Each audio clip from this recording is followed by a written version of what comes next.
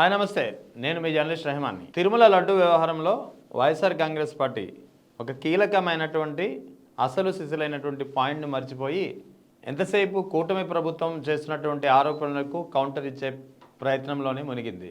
వాస్తవానికి తిరుమల లడ్డు వ్యవహారంలో ఏదైతే జంతువుల కొవ్వు కలిసిందని చెప్పి ఒక దుష్ప్రచారం సాగిందో, ఈ దుష్ప్రచారాన్ని కౌంటర్ ఇచ్చే విధంగా వైఎస్ఆర్ కాంగ్రెస్ పార్టీ అదృష్టం కొద్దీ ఆ వైఎస్ఆర్ కాంగ్రెస్ పార్టీకి సంబంధించినటువంటి అదృష్టం కొద్దీ వైఎస్ఆర్ కాంగ్రెస్ పార్టీకి వాదనకి అనుకూలంగానే సిబిఐ నేతృత్వంలోని సిట్ అయితే ఫైనల్ ఛార్జ్షీట్ దాఖలు చేసిందో అందులో నివేదిక వచ్చింది. ఈ నివేదికలో యానిమల్ ఫ్యాట్ ఏదైతే దుష్ప్రచారం సాగిందో ఆ దుష్ప్రచారానికి అనుగుణంగా యానిమల్ ఫ్యాట్ అనేది కలవలేదని చెప్పి నిర్ధారణ అయింది కాబట్టి సరిపోయింది. ఒకవేళ వైఎస్ఆర్ కాంగ్రెస్ పార్టీకి పొరపాటున వైఎస్ఆర్ కాంగ్రెస్ పార్టీ వాదనకు కానీ వైఎస్ఆర్ కూటమి ప్రభుత్వం ఆరోపణ చేసినట్టు కానీ ఒకవేళ యానిమల్ ఫ్యాట్ ఉందని ఒకవేళ ఫైనల్ ఛార్జ్షీట్లో తేలి ఉంటే మాత్రం ఈ పార్టీకి వైఎస్ఆర్ కాంగ్రెస్ పార్టీ పూర్తిగా డిఫెన్స్లో పడిపోయి ఉండేది.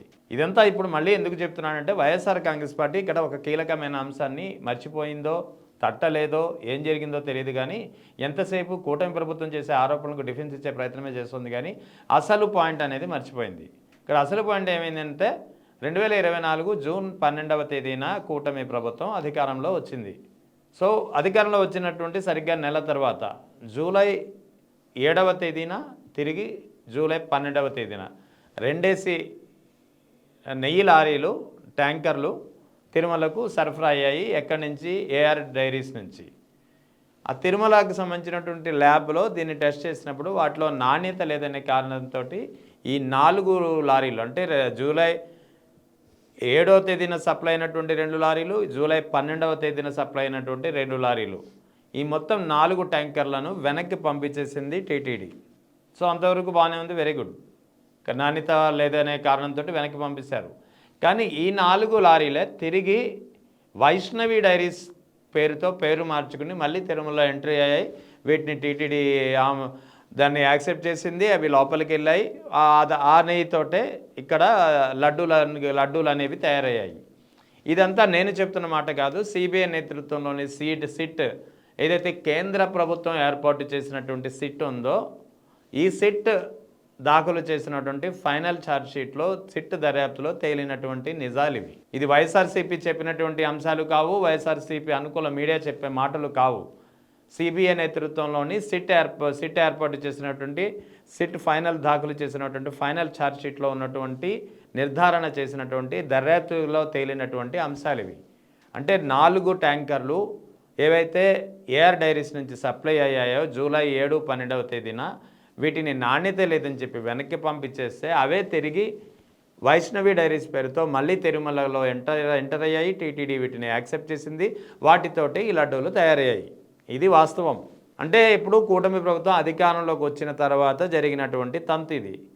ఇక్కడ సిబిఐ కానీ అంతకుముందు ఏపీ ప్రభుత్వం ఏర్పాటు చేసినటువంటి సిట్ కానీ తర్వాత సిబిఐ నేతృత్వం ఏపీ ప్రభుత్వం ఎన్డీడీబీకి ఏదైతే ఒక నివేదిక పంపించిందో శాంపిల్ పంపించిందో ఆ శాంపిల్ కానీ లేదా సిబిఐ నేతృత్వంలోని సిట్ తీసుకున్నటువంటి శాంపిల్ కానీ ఏ 4 ట్యాంకర్లు అయితే కూటమి ప్రభుత్వం అధికారంలోకి వచ్చిన నెల రోజుల తర్వాత సప్లై అయ్యాయో వాటి నుంచి తీసుకున్నటువంటి శాంపుల్ మాత్రమే.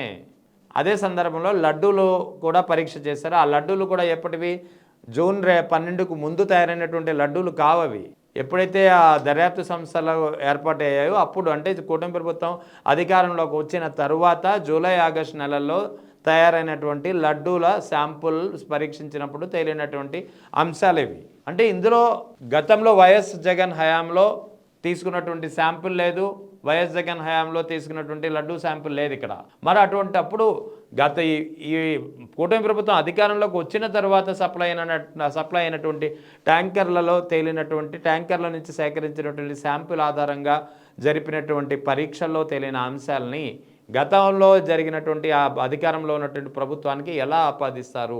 ఇదే ఇప్పుడు అసలైనటువంటి పాయింట్. ఈ point YSR Congress party first నుంచి ఇదే పాయింట్ ఆధారంగా వాదించి ఉంటే, కౌంటర్ ఇచ్చి ఉంటే పరిస్థితి ఇంత దూరం వచ్చి ఉండేది కాదనే వాదన వినిపిస్తోంది. మొత్తానికి ఏమైనప్పటికీ ఇప్పటికైనా వైఎస్ఆర్ కాంగ్రెస్ పార్టీ అసలు పాయింట్ని గ్రహిస్తున్నట్టుంది. దీనికి అనుగుణంగా ఇప్పుడు వైసీపీ నేతలు ఇప్పుడిప్పుడే ఈ పాయింట్ని పట్టుకుని వాదనలు వినిపించే పరిస్థితి కనిపిస్తోంది. సో ఓవరాల్గా ఏదేమైనప్పటికీ గతంలో జరిగినటువంటి అంశాన్ని పక్కన పెట్టి కూటమి ప్రభుత్వం అధికారంలోకి వచ్చిన తరువాత వచ్చినటువంటి వెనక్కి పంపించినటువంటి ట్యాంకర్ల నుంచి తీసుకున్నటువంటి శాంపిల్ ఆధారంగా జరిగినటువంటి పరీక్షల్లో ఎన్డీడీబీ ఇచ్చినటువంటి రిపోర్ట్ ఆధారంగా ఒక దుష్ప్రచారం సాగింది. అదే ఈ మొత్తం అంశాన్ని సిబిఐ నేతృత్వంలోని సిట్ ఏదైతే ఎప్పుడైతే మొత్తంగా ఏం జరిగింది, ఎప్పుడు జరిగింది అనేది బయటకు తీసుకొచ్చిందో అప్పుడు ఒక్కొక్కటిగా నిజాలు బయటకు వస్తున్నటువంటి పరిస్థితి. సో వాస్తవంగా ఇప్పటికైనా వైఎస్ఆర్ కాంగ్రెస్ పార్టీ అసలు పాయింట్ను పట్టే ప్రయత్నంలో ఉంది. సో కూటమి ప్రభుత్వానికి ఇది మరో పెద్ద షాక్గా చెప్పాల్సి ఉంటుంది.